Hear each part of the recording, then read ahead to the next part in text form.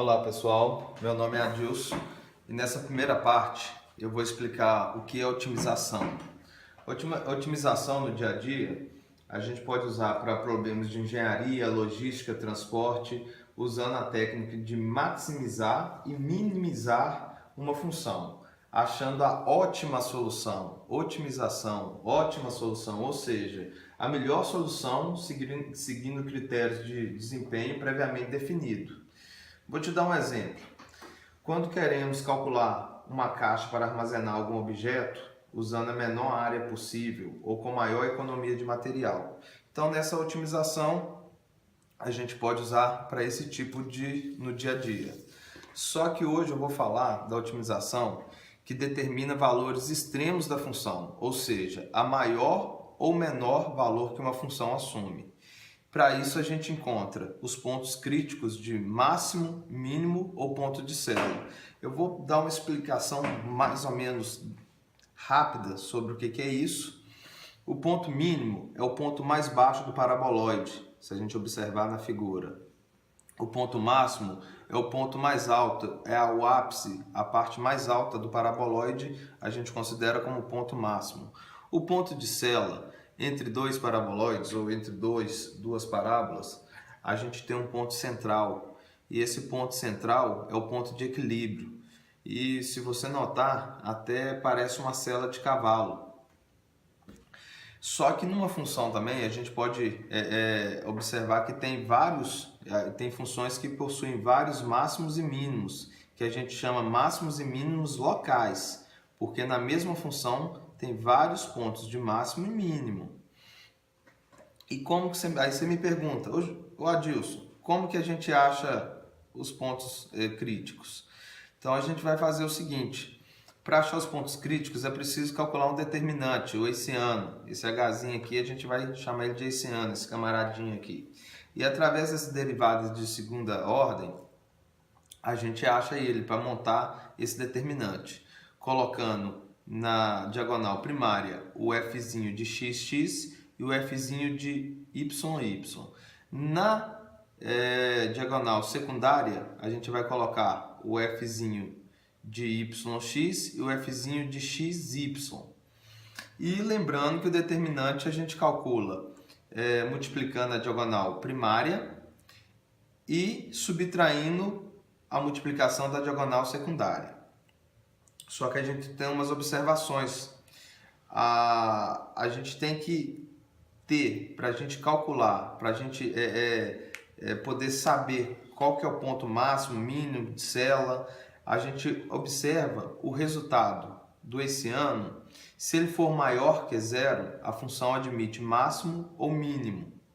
Ponto máximo ou mínimo. Então, como diferenciar os dois? Observando depois o fzinho de xx, se ele for menor que zero, a função admite máximo, ou seja, o ponto mais alto do paraboloide ou da parábola. Se a função, o fzinho de xx for maior que zero, ele admite o ponto mínimo, ou seja, o ponto mais baixo do paraboloide ou da parábola. Caso o resultado desse determinante do Hzinho, do hessiano, ele for menor que zero, aí a gente já sabe que é ponto de célula. Só que se o resultado do hessiano for igual a zero, aí deu ruim. A gente não pode declarar nada sobre os pontos críticos, que a gente não tem nada para falar sobre ele. Não dá para a gente descobrir nada sobre ele. E tem umas regrinhas que eu coloquei aqui, um passo a passo, na verdade, pra gente, como faz para a gente encontrar esses pontos críticos. O primeiro passo, a gente vai encontrar as derivadas espaciais, ou seja, o f de x e o f de y. Após encontrar essas derivadas, a gente vai formar um sistema igualando a zero, essas duas funções. A gente vai encontrar as raízes. Vai formar um sisteminha com f de x igual a zero e f de y igual a zero. Depois que a gente pega as raízes, a gente vai formar os pontos. Com as raízes a gente vai ter x1, ou x', x2', y', y duas linhas. A gente vai achar essas raízes e agrupar elas em coordenadas cartesianas, formando o primeiro ponto, segundo ponto e assim por diante. Sempre com a raiz de x e y, que a gente vai achar pelo sisteminha que a gente igualou as derivadas parciais.